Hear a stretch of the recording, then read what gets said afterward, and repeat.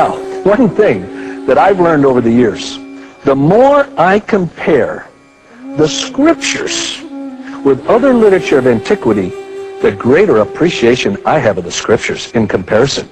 For example, with Pliny the Younger, known as Plinius Secundus, from the time he wrote to the closest manuscript, everything else rotted away and lost, 750 years. With Caesar, wrote his Gallic Wars in the 1st century.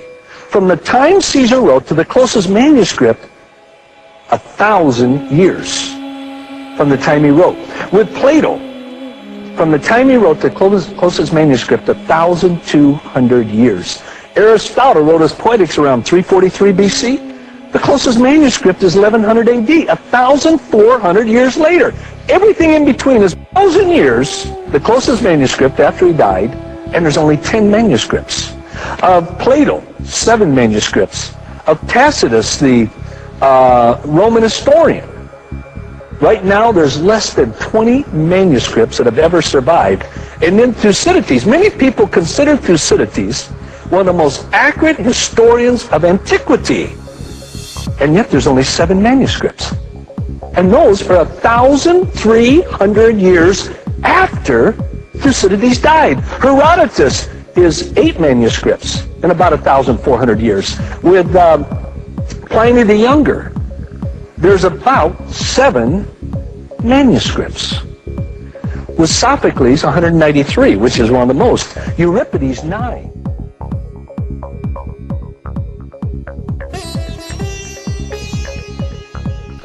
Tácito fue uno de los historiadores más importantes del Imperio Romano y escribió obras como los Anales, Historias, Germania, Agrícola y otras como sus diálogos. Aunque para los cristianos solo importa una sola obra llamada Anales, pues ahí, según ellos, hace referencia a Jesucristo, aunque solo sea una conjetura. Antes de analizar tal pasaje, es necesario hacer la mención que los mismos cristianos usan cuando comparan la Biblia con otras obras antiguas, para demostrar que los documentos bíblicos antiguos son más confiables que las demás obras externas a la Biblia. La copia más antigua que existe de las obras de Tácito son del siglo XII, más de 1000 años de diferencia entre la supuesta obra original. La obra Anales de Tácito, capítulo 15, referencia 44, cita lo siguiente, y es la única referencia hacia los cristianos entre tanta historia de uno de los mejores historiadores contemporáneos de Jesús.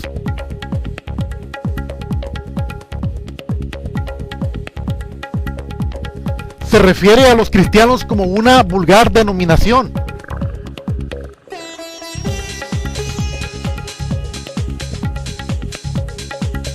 Este pasaje tiene varios errores, de los cuales no convencen a ningún historiador sin inclinaciones cristianas, pues existe solo una copia que pertenece al siglo XII.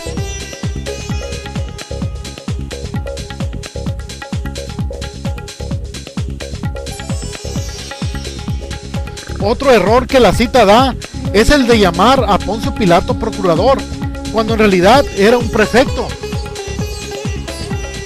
Existe como evidencia una piedra con la inscripción de Tiberio y Poncio Pilato, procurador de Judea, como única prueba arqueológica sobre el nombre de Poncio Pilato, y está conservada en el Museo de Israel.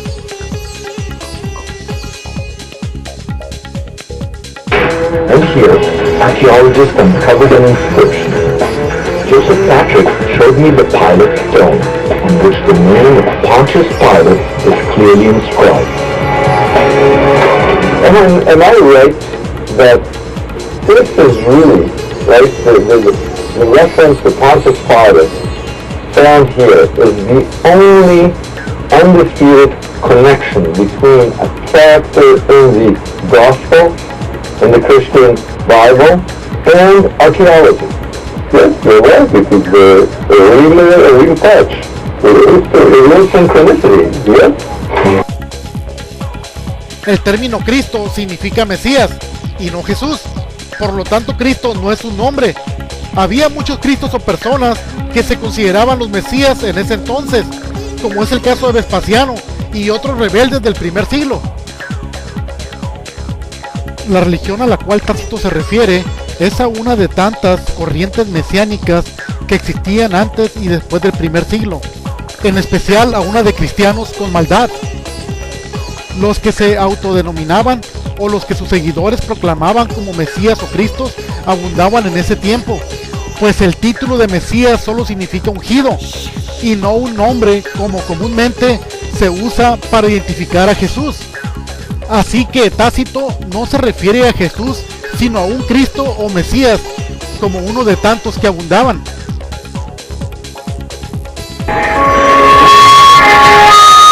Jesus is now, by historic definition, one of God's anointed ones, a Messiah. In ancient Greek, the word Messiah is Christos, Christ. Today, Christians refer to Jesus as Jesus Christ, almost as if Christ is his last name. But many of them realize it's actually a title. It's the Greek word for Messiah.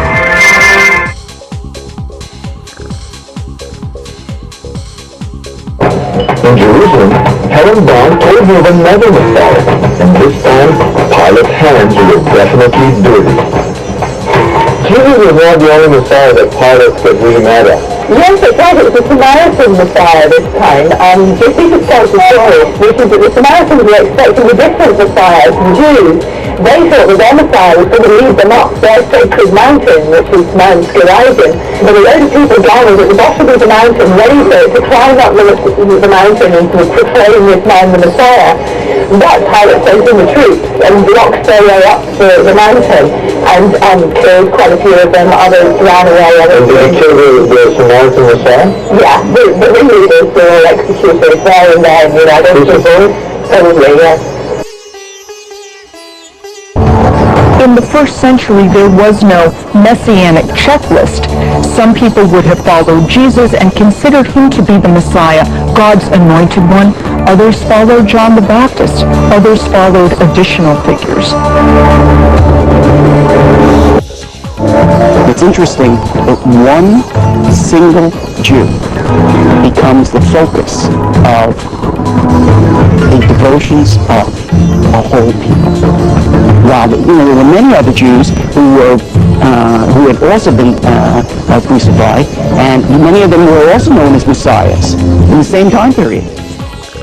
Other figures in the time of Jesus who apparently made messianic claims and attracted a certain following.